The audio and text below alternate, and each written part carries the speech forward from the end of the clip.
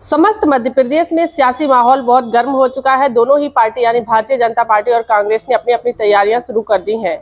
पहले भारतीय जनता पार्टी ने जन आशीर्वाद यात्रा निकाली, तो वहीं कांग्रेस ने जन आक्रोश रैली निकालकर जनता के बीच गए। ऐसे में हम पहुंचे हैं मध्य प्रदेश के ग्वालियर महानगर में, जो कि ज्योतिरादित्य सिंधिया का गृह नगर भी है।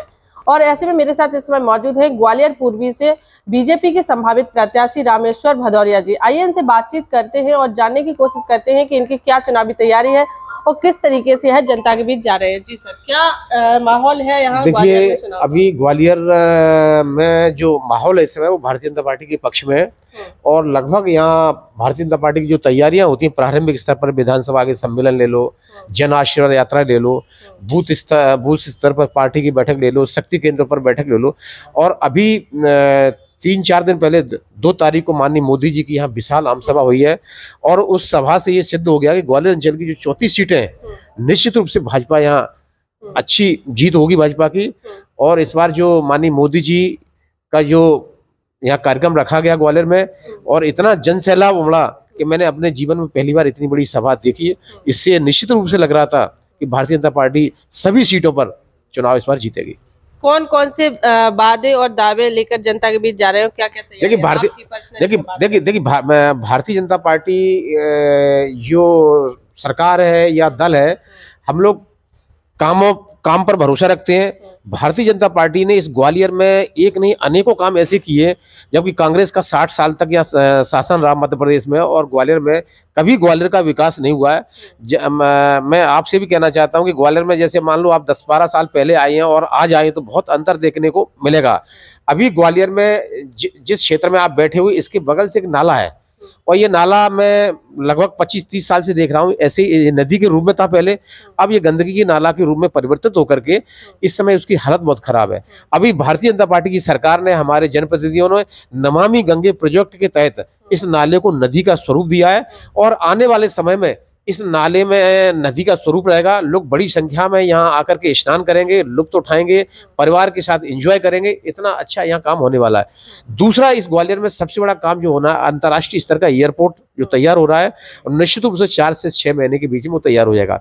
इसके अलावा एक दिव्यांग स्टेडियम जो अंतर्राष्ट्रीय स्तर का इस मध्य प्रदेश के ग्वालियर बन रहा है, ये बहुत बड़ा स्टेडियम है जो कि पूरे देश में अभी इतना बड़ा स्टेडियम नहीं है।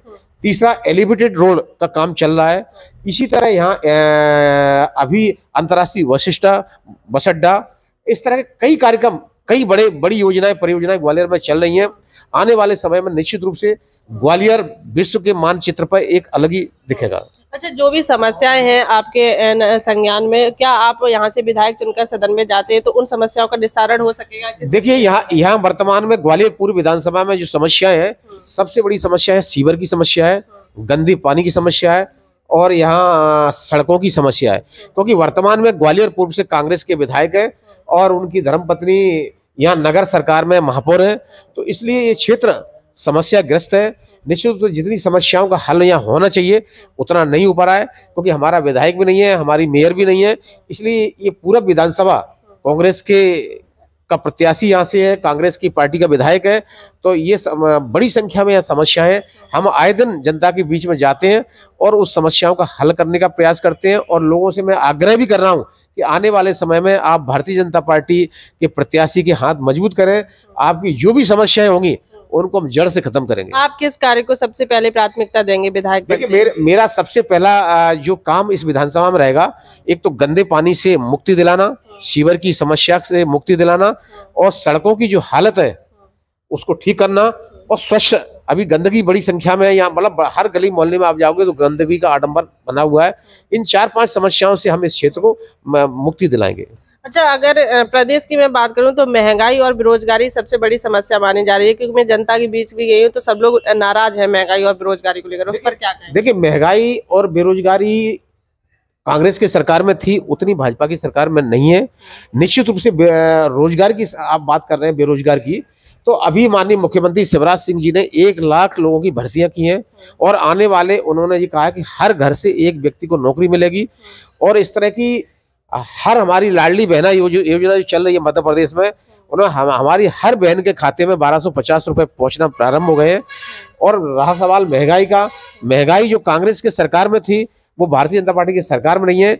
अब चूंकि थोड़ी बहुत अंतर इसलिए आ जाता है कि इस समय विकास के काम चल रहे हैं, तो हो सकता है और आने वाले समय में ये भी समस्या से, महंगाई की समस्या से भी जनता मुक्त हो जाएगी। 18 सालों से लगातार भारतीय जनता पार्टी की सरकार है, क्या लग रहा है पुनः सरकार बनेगी या फिर कोई चुनौती है? देखिए भारतीय जनता पार्टी 18 साल से आगे भी हमारी सरकार बनेगी, क्योंकि हमारे मुकाबले में कांग्रेस के पास न तो नीति है, न निर्धारण है, न उनके पास कोई चेहरा है, न कोई नेता है, न कोई उनकी विचारधारा है।